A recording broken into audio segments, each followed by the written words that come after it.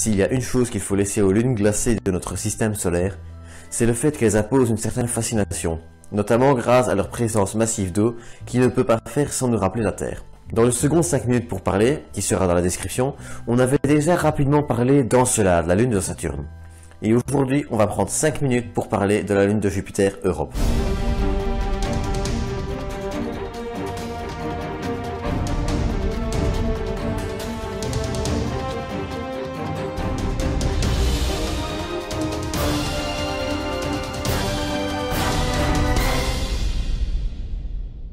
Pour ceux parmi vous qui ne la connaîtraient pas encore, Europe est la 6e lune de Jupiter en partant de Jupiter et également la 6e plus grande lune de notre système solaire.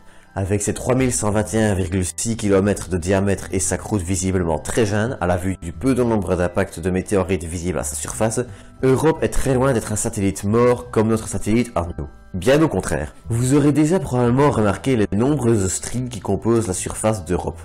C'est le signe d'une activité interne très intense, voire même d'une sorte de tectonique des plaques en surface, un peu comme ce que l'on retrouve sur Terre. La seule différence avec la Terre pour cette tectonique des plaques, c'est qu'ici on parle de plaques de glace qui se déplacent sur un potentiel océan d'eau liquide, mais ça on va revenir là-dessus juste après. D'autre part, les plaques de glace de la surface d'Europe semblent se déplacer en désaccord avec son noyau, ce qui tenterait à indiquer la présence d'un océan d'eau liquide à plus de 100 km sous la glace. Les dernières analyses des données de la sonde Galileo, qui étudia Jupiter de 1995 à 2003, ont démontré la présence de geysers à sa surface, signe d'une activité interne intense et probablement d'un noyau assez chaud. En effet, celui-ci est constamment chauffé par les radiations émises par Jupiter, mais surtout par l'effet de marée extrêmement intense que Jupiter exerce sur Europe. Galileo a également démontré l'existence d'un champ magnétique autour d'Europe. Celui-ci est 6 fois plus faible que celui de Ganymède et également 6 fois plus fort que celui de Callisto. Pourquoi je vous parle du champ magnétique d'Europe, me direz-vous? Eh bien c'est très simple. Les différentes variations du champ magnétique d'Europe au fur et à mesure qu'elle évolue dans la magnétosphère de Jupiter semblent indiquer la présence d'une couche assez conductrice dans les entrailles d'Europe, comme le serait par exemple un océan d'eau liquide et salée.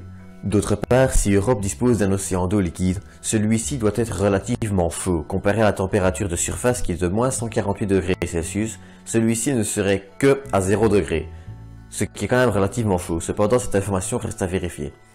Assez chaud, si c'est le cas, cependant, pour permettre à une éventuelle forme de vie de s'y développer. Parlons un petit peu. Jusqu'à il y a peu, la glace d'Europe était considérée comme parfaitement hermétique, empêchant toute forme de lumière de pénétrer et d'atteindre son océan. Or, dans le cas de la vie terrestre, la lumière est primordiale au bon développement et au maintien de cette vie.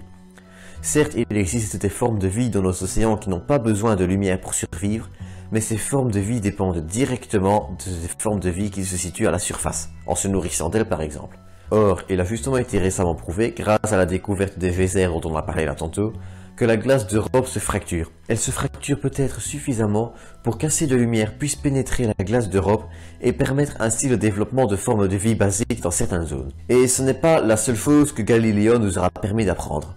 En effet, on a également découvert la présence de molécules organiques dans les dits geysers d'Europe, qui pourrait justement être une preuve de plus que Europe peut être propice à l'apparition d'une vie, aussi basique soit-elle. Mais il y a également une seconde option pour expliquer tous les phénomènes visibles à la surface d'Europe.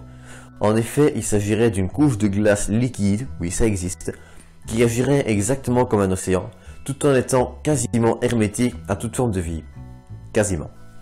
En effet, même si Europe est constituée d'une couche de glace liquide, qui paraît extrêmement improbable pour ce qui est de développer la vie, ce ne reste pas impossible non plus. Les conditions de l'apparition de la vie, même sur Terre, restent très floues, et il n'est pas non plus impossible d'envisager que dans certaines conditions, une forme de vie, extrémophile bien sûr, puisse se développer dans les entrailles d'Europe. Déterminer tout ça, ce sera le boulot de JUICE, Jupiter Icy Moon Explorer de la NASA, et également Europa Clipper de l'ESA, qui seront lancés respectivement en 2022 pour JUICE et courant de la décennie 2020, probablement sa première partie pour Europa Clipper. Ces deux missions auront toutes les deux pour mission d'étudier la lune glacée de Jupiter.